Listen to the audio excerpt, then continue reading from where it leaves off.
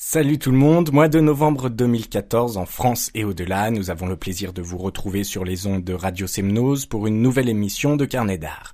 Les chroniqueurs de cette émission déchiffreront des œuvres littéraires, musicales ou théâtrales. Nous parlerons musique avec nos invités et bénéficierons du panneau Sens Interdit de la chronique Société. Avez-vous quelque chose à ajouter ? Nous, oui.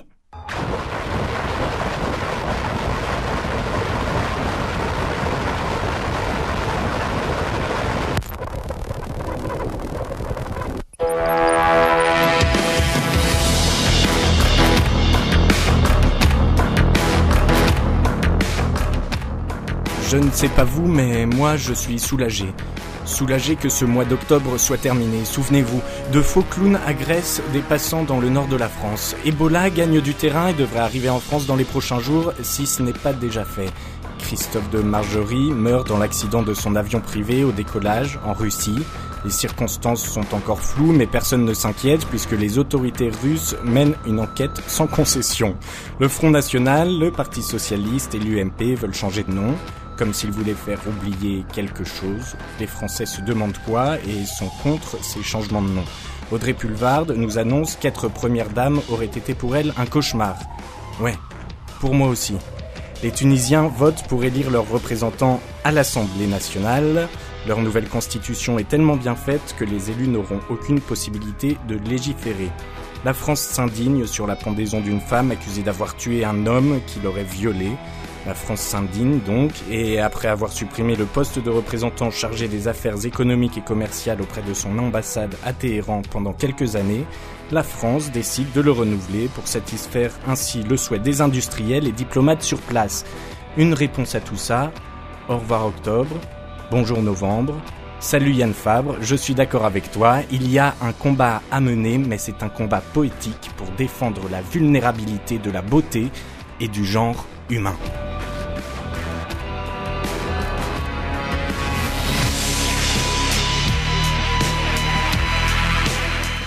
Depuis février 2012, ils combattent à leur manière, avec la musique avant tout, voilà leur arme.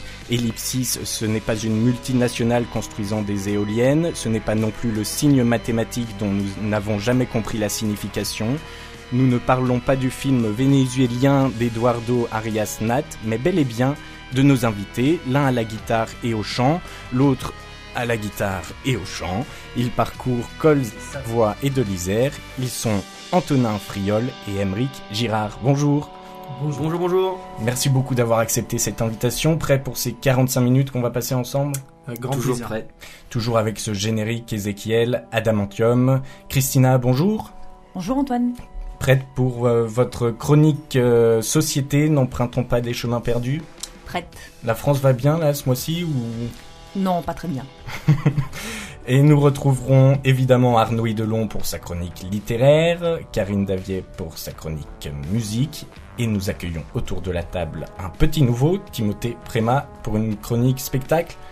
Tout à fait, Antoine. Vous êtes allé voir un spectacle au TNG de Lyon, C'est exactement cela. et vous avez aimé, on dévoile pas ce que c'est.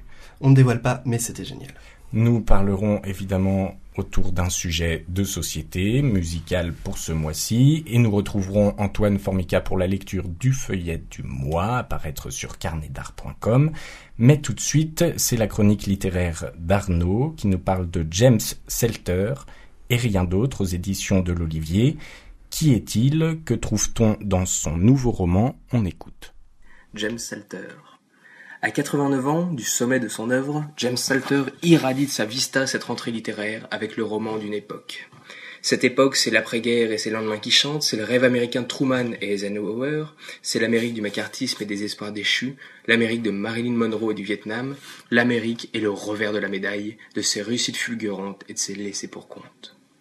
À travers la destinée souvent chaotique de Philippe Baumann, ancien marine devenu éditeur, au gré de ses histoires d'amour, James Salter nous livre la chronique incarnée d'un demi-siècle américain. Tour à tour jeune promis au bras d'une wasp pure souche du sud propriétaire, amant éperdu d'une aristo londonienne, grand cœur cocu auprès d'une divorcée ou apprenti déviant auprès d'une nymphette de 30 ans sa cadette, qui est par ailleurs la fille de son dernier flirt, le personnage de Salter et ses histoires d'amour avortées donnent nom et visage aux maux d'une époque, en quête d'absolu, mais qui est minée par les faux-semblants, les espoirs sans lendemain et la cruelle désillusion. L'auteur collectionne les personnages comme son personnage collectionne les femmes. On a devant nos yeux Kimmel, Luvia, Baum, Georges Amussen, Béatrice, Alexis Parros, Edins, Harris, Léon, Brian, Dari, Dorothy, Christine, Sophie. Autant de masques et de trajectoires que Salter effleure en de longues digressions, jusqu'à parfois délaisser son personnage principal pendant des dizaines de pages. Sautant d'un personnage à l'autre, oubliant l'un au détour d'une page pour esquisser la biographie d'un autre, développant sur des aïeux lointains avant de bondir sur une anecdote pour dresser le portrait d'une femme dont on n'entendra plus parler par la suite, avec toujours le même détachement amusé à l'égard d'une intrigue qu'il laisse se déployer aléatoirement, et avec la même bienveillance renouvelée pour ses personnages, fussent-ils salauds ou ratés, Salter dresse une fantasque galerie de portraits et laisse le fil narratif se déployer en un réseau de centaines de polaroïdes flottant au vent d'une époque. Comme un collage cubiste, on croise dans Et rien d'autre de James Salter des matériaux variés et une grande diversité d'angles de vue. Une description s'arrête net pour accoucher d'un dialogue, le récit s'estompe devant le discours d'une ligne à l'autre. Animé par l'urgence d'écrire, Salter semble tenter de multiplier les prismes et de disséminer ses avatars pour faire affleurer l'atmosphère d'une époque vécue et pour faire concurrence à l'histoire avec un grand H. Pourtant, l'histoire n'est chez Salter qu'une diffuse toile de fond, omniprésente et absente à la fois, qui s'efface tantôt devant les destinées individuelles et ressurgit par instants, souvent là où on l'attend le moins. Tout juste lit-on, à la fin du chapitre 12, ces quelques lignes lapidaires. Quelque chose de terrible venait de se produire. Le président avait été assassiné à Dallas. L'histoire chez Salter existe moins comme arrière-plan temporel que comme entité à même de s'individualiser et de prendre le visage de chaque personnage. Chronologie à la fois incertaine et floue, l'histoire s'écrit chez Salter comme la somme d'histoires et d'anecdotes vécues ou imaginées. Les splendeurs et les misères d'Anonyme retracent ainsi la cartographie d'un demi-siècle et incarnent avec réussite un âge d'or américain. Depuis Tom Wolfe et son bûcher des vanités, on n'avait sans doute pas senti avec autant d'intensité le souffle du nouveau continent. Mieux qu'une saison de Mad Men, il y a désormais et rien d'autre. Merci beaucoup Arnaud Hidelon. Timothée, vous aviez lu Salter ? Absolument pas. Ça vous donne envie ? Très probablement oui. C'est quoi cette réponse ? C'est une réponse qui ne répond pas. Bon, alors Arnaud a passé 1 an à Manchester il y a quelque temps et nous propose donc de découvrir un groupe de là-bas, Money Hold Me Forever. Après le Birmingham de Sleaford Mods, le Liverpool de Songs for Walter, je vous embarque pour les briques rougeâtres de Manchester, contrée célèbre des New Order, Joy Division et autres Oasis. D'ailleurs, nos nouveaux chouchous arborent la même coupe Mods que leurs aînés, même s'ils n'ont pas pour le moment la même renommée.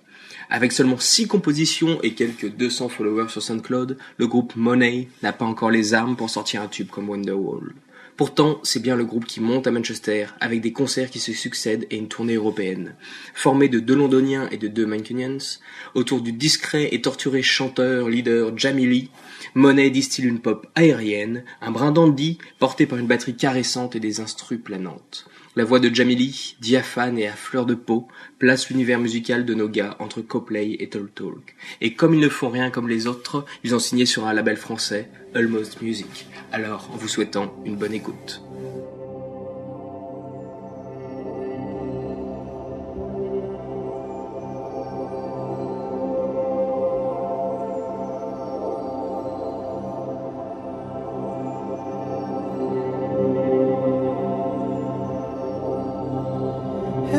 The sky, the undead god,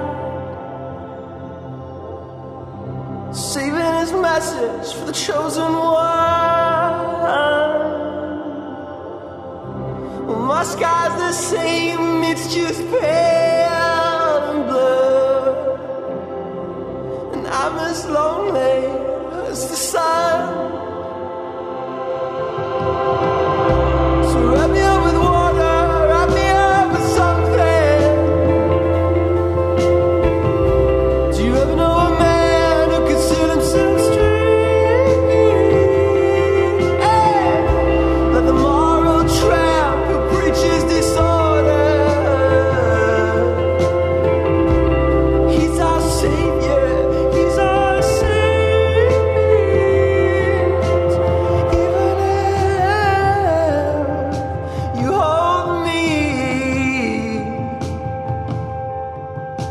if you hold me forever, I'll become bored of all of us together.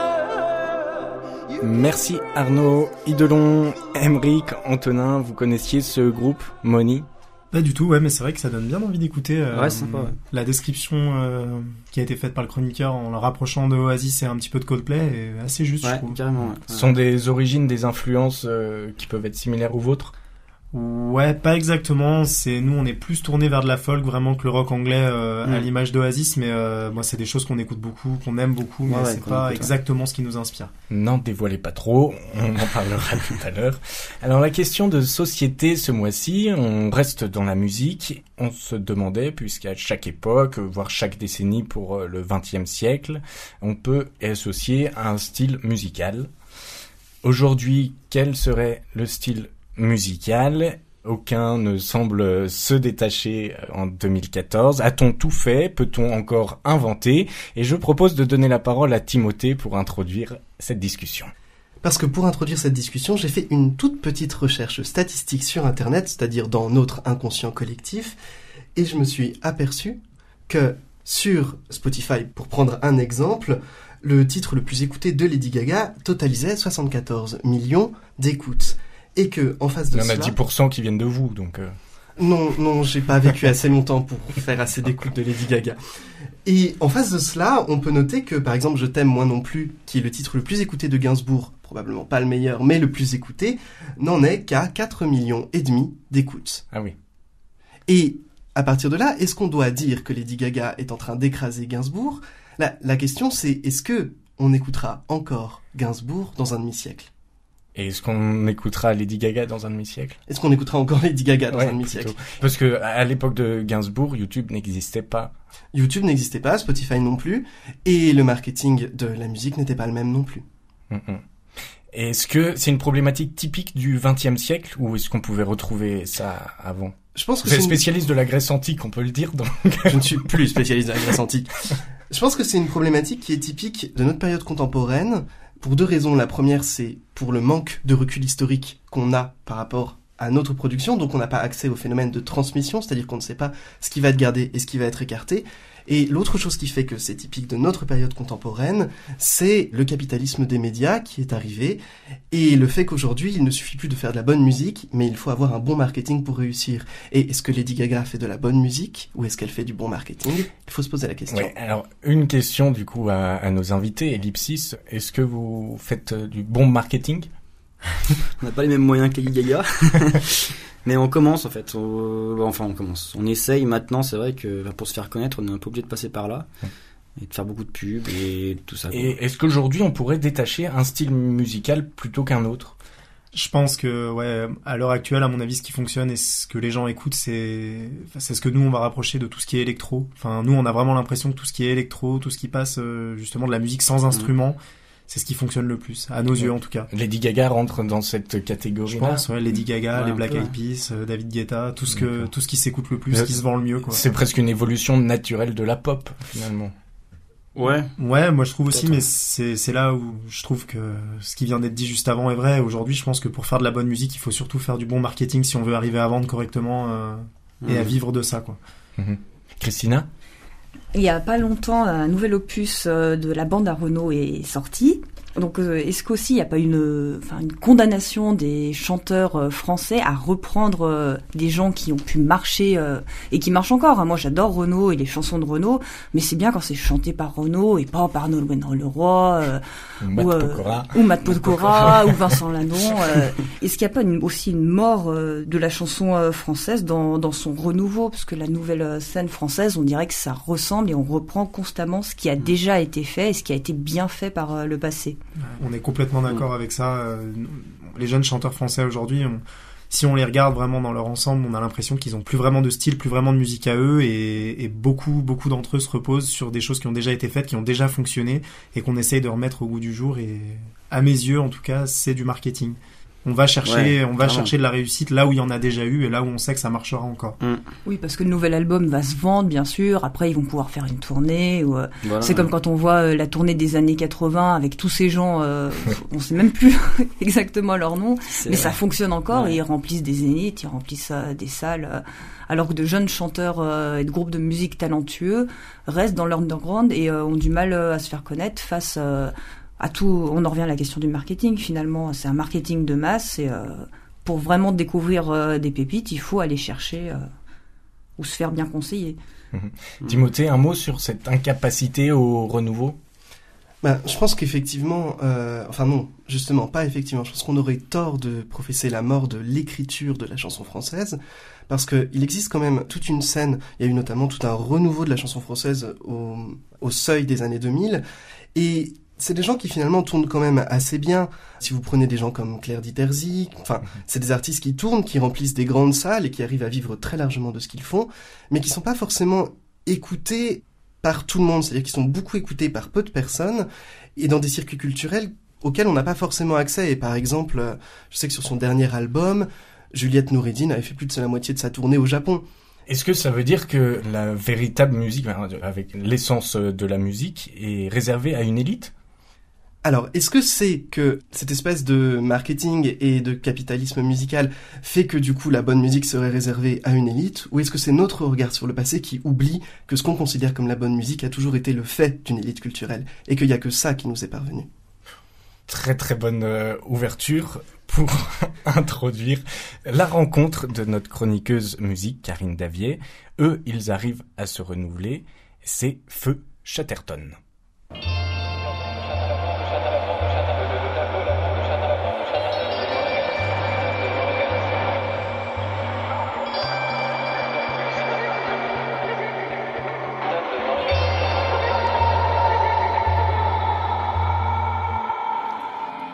Nous sommes happés par le regard noir de cet hurluberlu à la jactance volubile qui interpelle l'horizon. Nous sommes emportés au-delà de la ligne, point de chute de tous les naufrages et de tous les amours. Concorde, Pinède, Malinche. Ce chantant Arthur Chatterton et ses 4 gars ont mis le feu au sonic à coups de poésie électro-rock. Nous nous sommes noyés, quelques 100 personnes à savoir que quelque chose se passe ici en France, une naissance, une révolution de la musique.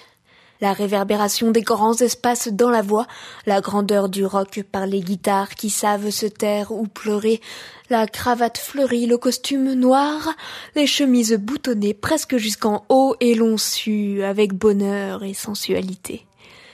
Des paysages hantés par les poètes défilent, Alfred de Vigny, Bachung, Gainsbourg, mais rien de fantomatique. Tout est vivant, sensuel, plein. Les chefs-d'œuvre sont morts, digérés, excrétés, et ils inventent encore, recollent fragments de poésie, de mémoire, de mots, 100 fois dit, 100 fois oubliés. Le moindre fait divers devient prétexte pour la tragédie humaine. La péniche tangue, on touche du bois, on touche du doigt le temps d'une heure la beauté surannée et fougueuse de Feu Chatterton. Si près de la lagune, à tanguer le navire, l'homme amusé depuis la dune voit le ferry mourir.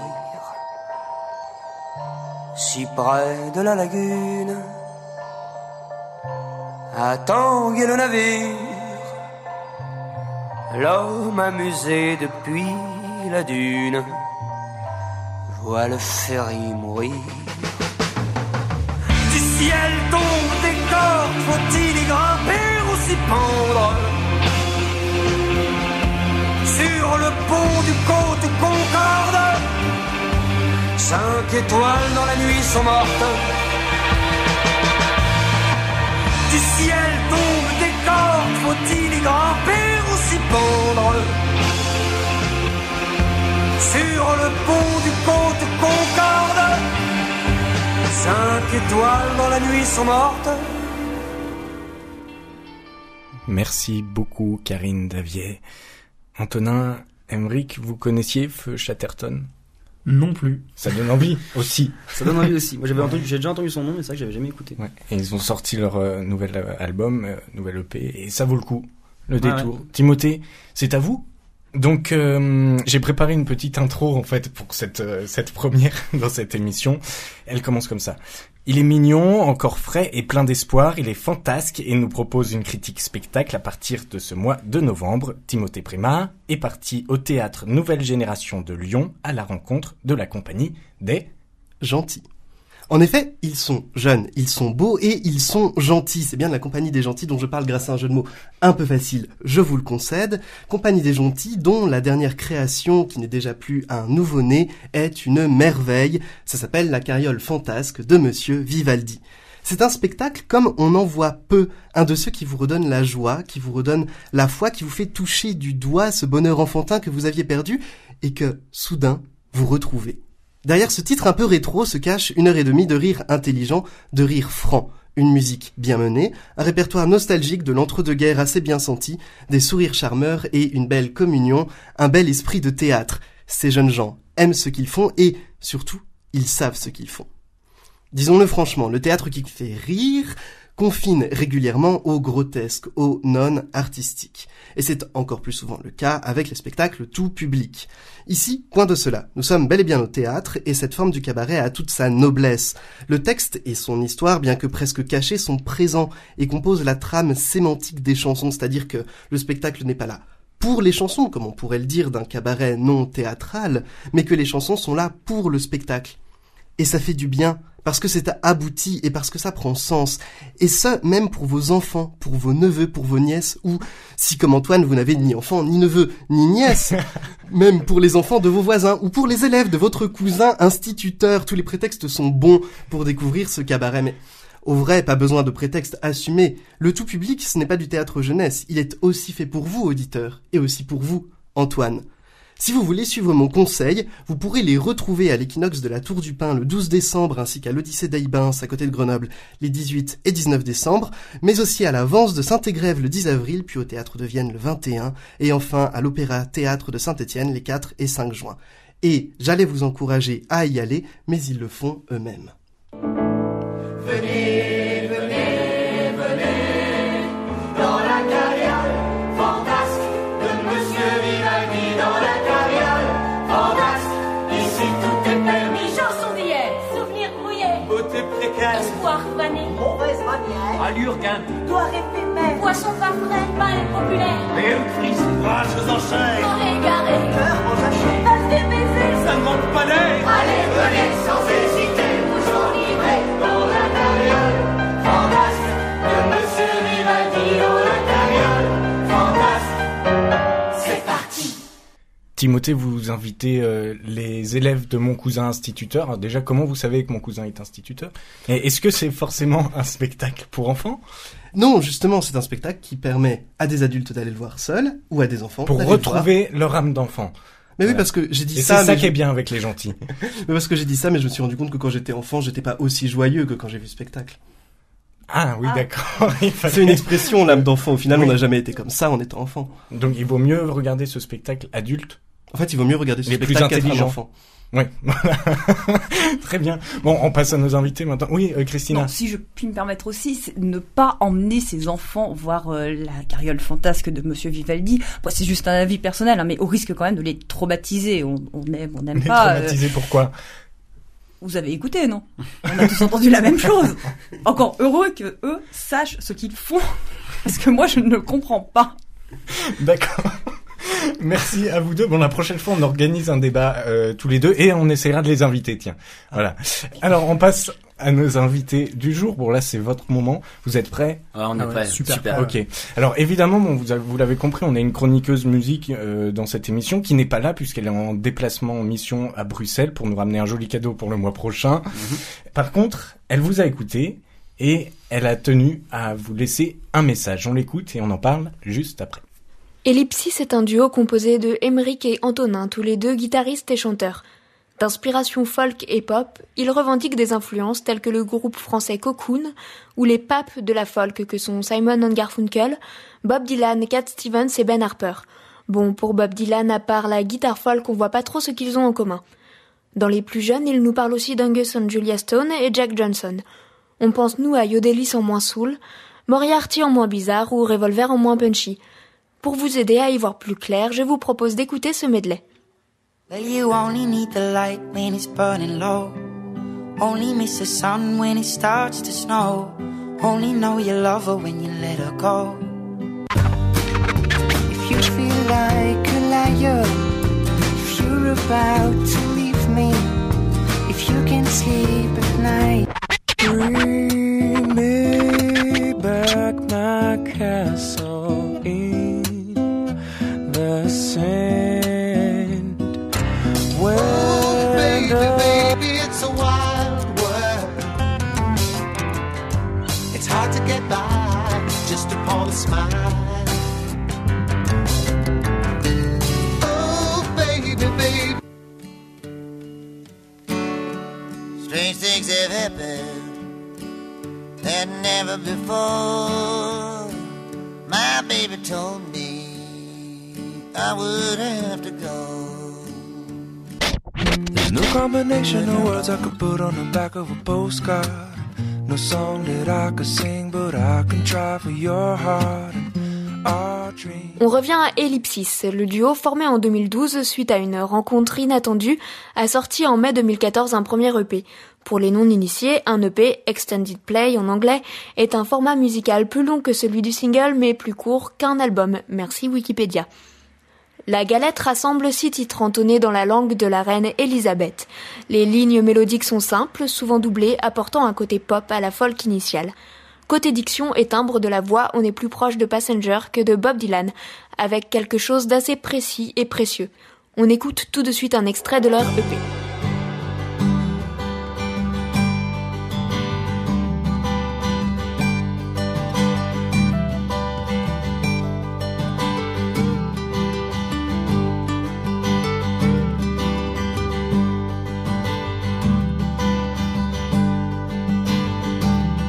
All the clouds disappear and the terrace rings. I'm playing guitar and I can smile again.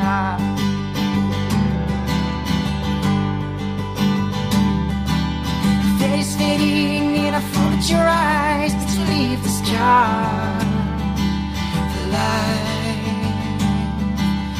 leave the sky. Fly.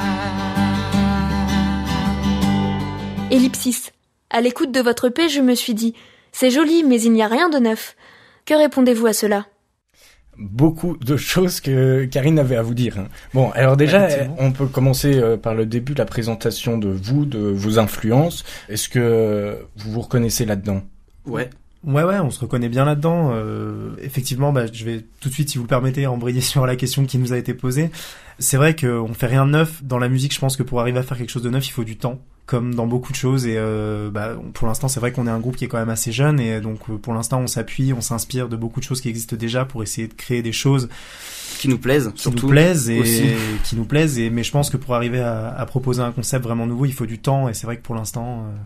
on continue notre petit bonhomme de chemin en essayant de faire en sorte. Donc on peut rappeler que ça fait 2 ans et demi que vous existez. Là, ce qu'on a entendu, c'est Scar. Ouais. Donc vous composez tous les deux ensemble. C'est ça. C'est une composition à deux. Comment ça se passe ? Ça dépend en fait. Ça dépend des morceaux. Il y en a un qui ment là. Non, mais ça dépend. Il y a des morceaux donc il y a un morceau surtout qu'on a composé à deux, donc même les paroles. Donc c'est-à-dire qu'on s'est mis, on avait un sujet, quelque chose qu'on avait en commun à dire et voilà, on a écrit ensemble. Et sinon, c'est vrai que la majorité du temps, il y en a un qui écrit le texte, qui réfléchit à quelque chose, et puis après, les arrangements se font à deux. Et c'est à ce moment-là que vous vous répartissez guitare, voix, etc. Ouais, et puis ça se fait en général un petit peu tout seul, quoi. Disons que les morceaux, voilà, il y en a un de nous deux qui arrive avec une idée, des paroles, on va jouer le morceau plusieurs fois, on va le travailler, et c'est au fil du temps, au fil des concerts, qu'on va aussi mûrir les morceaux, qu'on va les faire écouter à des gens, et qui vont nous dire là, ce serait peut-être bien de rajouter un petit truc comme ça, et donc les morceaux vont grandir aussi au fur et à mesure qu'on va les jouer. Il y a vraiment cette notion d'évolution dans votre travail, et on peut dire que vous aspirez à quelque chose de neuf. Après, quand on nous dit vous inventez rien, mais comme beaucoup de gens aujourd'hui, je pense que, nous, ce qu'on aime, c'est de la musique folk, pop, Cocoon qui nous a beaucoup inspiré. On fait aussi ce qu'on aime faire. C'est dur on va pas dire il faut créer quelque chose de nouveau, on va pas se mettre à faire de l'électro pour ajouter des morceaux électro alors que c'est pas ce qu'on aime faire. voilà quoi. Après, Et en folk, on peut pas trouver quelque chose de nouveau? je sais pas, nos chansons, c'est pas non plus. Je pense que la folk qu'on fait nous, c'est pas non plus la même que faisait Cat Steven Ou celle que fait Passenger. parce que fait Passenger. Voilà, c'est parce que chaque musique est différente. Déjà, je pense à la base. Ouais. C'est du coup votre musique vous ressemble, enfin tend à vous ressembler en tout cas. Exactement. C'est quelque chose de très intime. Ouais.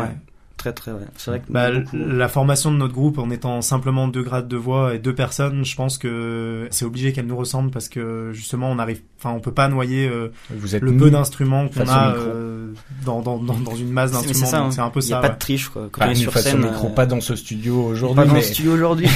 Nous sommes habillés là pour l'instant. Voilà. Pour l'instant. Timothée, vous vouliez ajouter quelque chose? Oui, je pense que effectivement, pour appuyer ce que viennent de dire nos invités et peut-être presque pour excuser aussi ce qu'ils disent, on a une concentration de micro-genres musicaux qui existent depuis les années 60-70, qui fait que les traits définitoires des genres musicaux sont très précis et que dès qu'on veut commencer à faire quelque chose de neuf, on sort du genre. Donc si effectivement on veut s'inscrire dans le pop-folk, du coup on se retrouve toujours un peu coincé dans ces traits-là et dès qu'on commence à inventer, on n'en fait plus.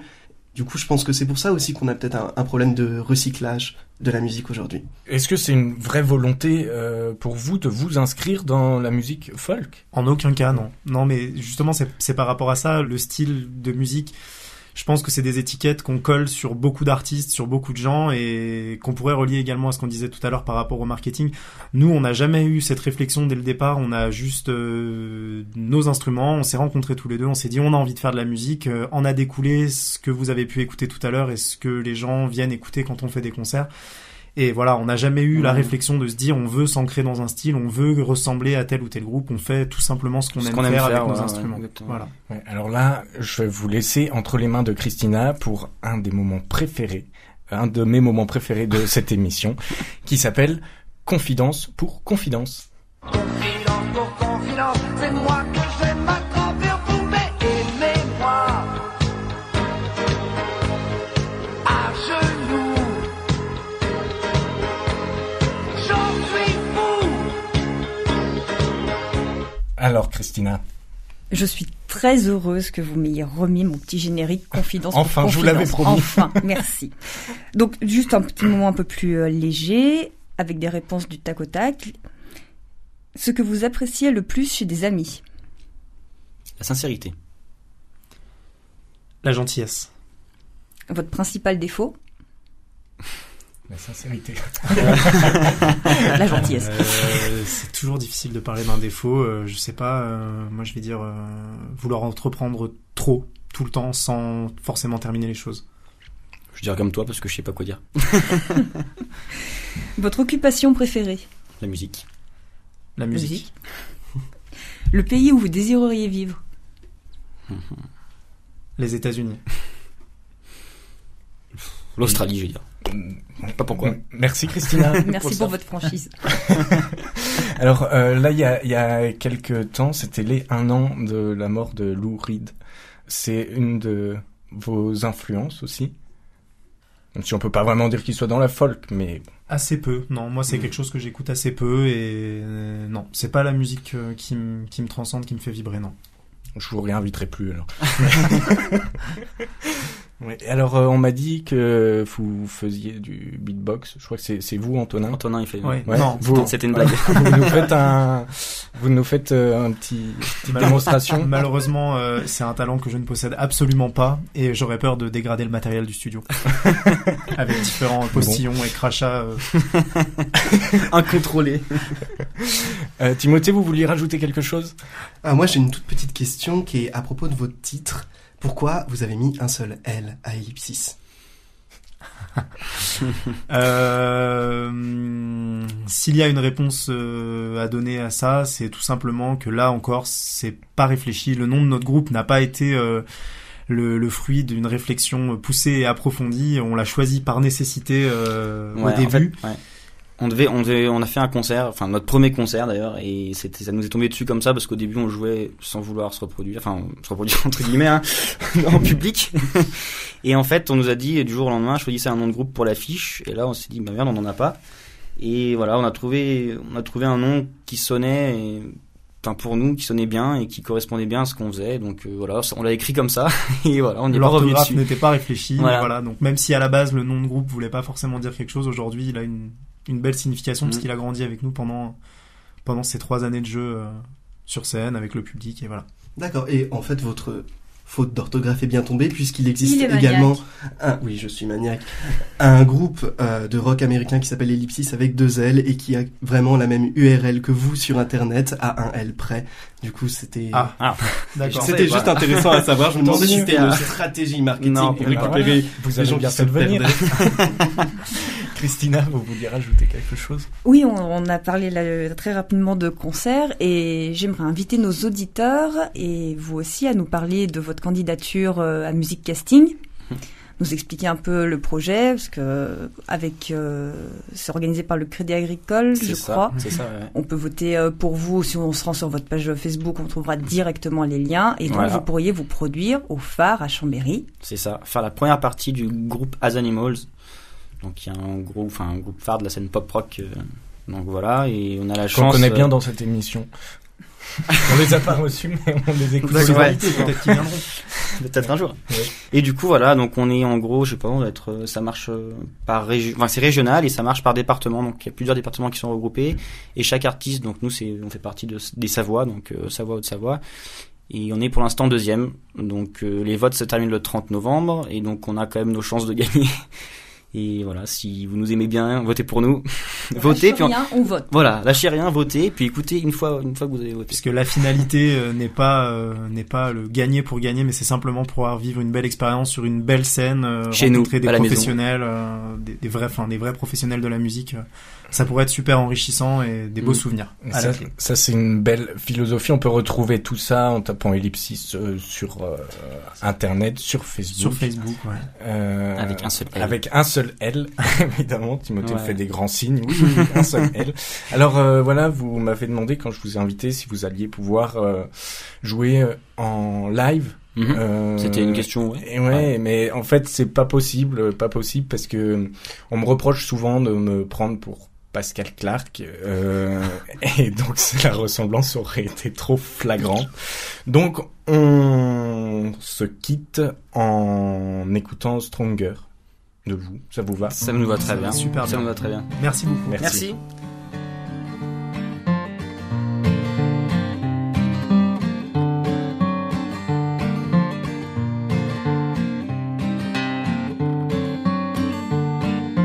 It's the little thoughts in the back of your mind. It's the little things in the back of your soul. And you feel it every time. It's the little things in the back of your spirit. It's the little voice in the back of your sin. And it's tell you every time. And I'm feeling stronger, I'm running faster, and I'm feeling like a lover. Oh, I wonder, and I'm feeling stronger, I'm running faster, and I'm feeling like a lover. Oh, I wonder.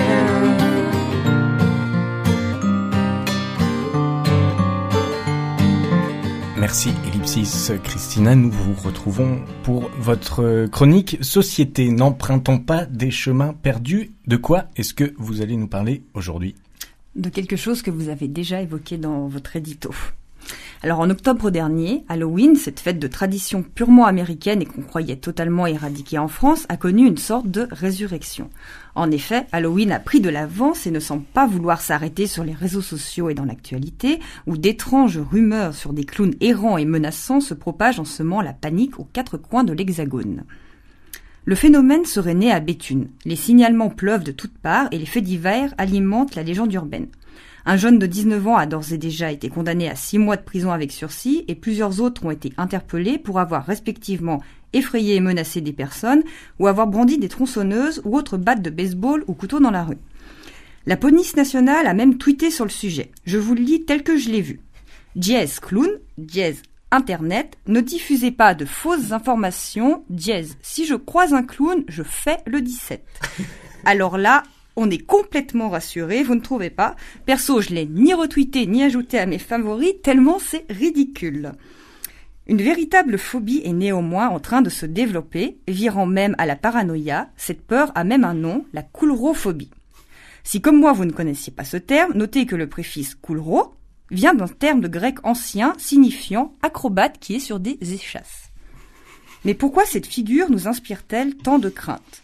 Selon Jean-Bruno Renard, professeur de sociologie à l'université Paul Valéry de Montpellier 3, spécialiste des légendes urbaines, petit aparté, ce type de spécialiste totalement improbable me fascine au plus haut point. Bref, vous avez fait une belle rencontre ce mois-ci. Oui. Selon Jean-Bruno Renard, cette figure nous inspirerait tant de crainte au regard d'un motif assez ancien qui vient au départ d'une sorte d'imaginaire fantastique présent dans les œuvres de fiction. Le précurseur du clown maléfique serait le Joker dans Batman en 1940. Plus près de nous, dans le roman d'Anthony Burgess Orange Mécanique, datant de 62 et adapté au cinéma en 71, ce sont des jeunes ultra-violents dans une Angleterre futuriste qui s'affublent parfois de fauner, leur donnant un aspect un peu clownesque. Un autre exemple serait le personnage du célèbre roman de Stephen King, Ça. Le roman est paru en 86 et il a été adapté au cinéma et en série télé en 90. Plus récemment, je penserai aussi à Twisty le clown, le nouveau méchant de la série American Horror Story. Avec ce peu d'éléments, oserais-je une analyse pseudo-socio-psychologique? Allez oui, soyons un peu fous, tout le monde le fait, alors pourquoi pas moi? Alors arrêtez de regarder la télé ou de revoir des films au cinéma si vous êtes incapable de faire le distinguo fiction-réalité. Là, ça commence à vous atteindre très sérieusement les neurones. Arrêtez vos farces de mauvais goût, parce que ça ne fait rire que vous. Si vous emmerdez tant que ça, lisez un bouquin, pas Stephen King, et ne vous risquez pas au silence des agneaux, on ne sait pas où ça pourrait vous mener.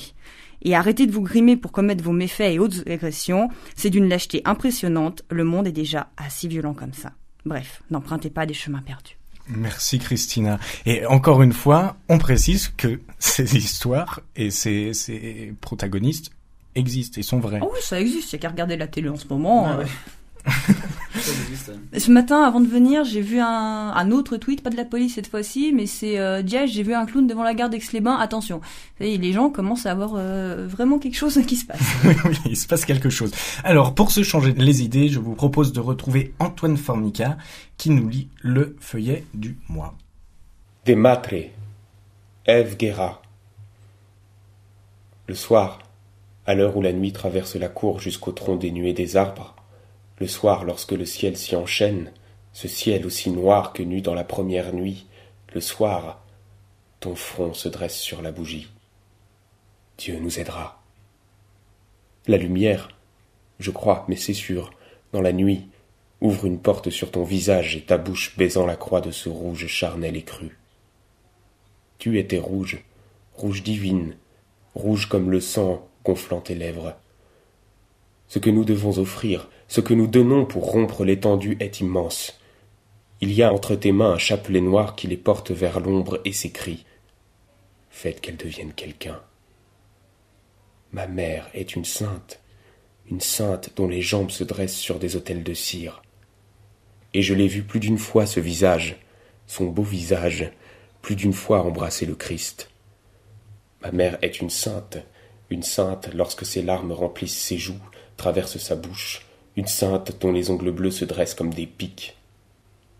Il ne faut pas, nous ne devons rien, absolument rien sacrifier à la beauté. Elle était là, toutes de ses jambes vêtues à s'élancer. Ma mère est une sainte aux jambes de cire. Ses bras de fer s'agitent dans le noir quand elle prie. Elle avait de grands cils bleus comme ses ongles tout baignés de larmes. Ils coulent sur ses joues.